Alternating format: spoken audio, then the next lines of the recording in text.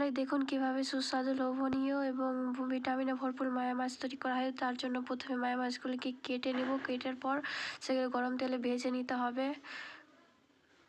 তারপর সেখানে গরম তেলে পেঁয়াজ বাটা, রসুন বাটা এবং কাঁচা লঙ্কা দিতে হবে।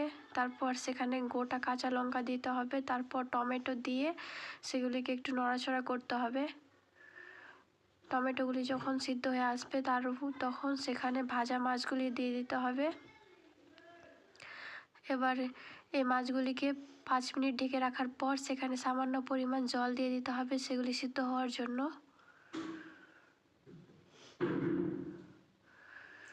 তারপর যখন সিদ্ধ হয়ে যাবে 15-20 মিনিট ঢেকে রাখার পর দেখুন কি সুন্দর লোভনীয় মাছের রেসিপি তৈরি হয়ে গেছে। একবার হলেও অবশ্যই বানিয়ে দেখবেন, গরম ভাতের সঙ্গে একদম জমে যাবে। কতটা সুস্বাদু এবং লোভনীয় খাবার তৈরি হয়ে গেছে দেখুন।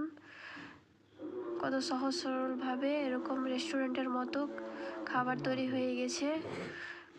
আমাদের ভিডিওটা দেখার জন্য অনেক ধন্যবাদ এবং এরকম ভিডিও দেখতে জন্য আমাদের চ্যানেলটিকে অবশ্যই সাবস্ক্রাইব করবেন।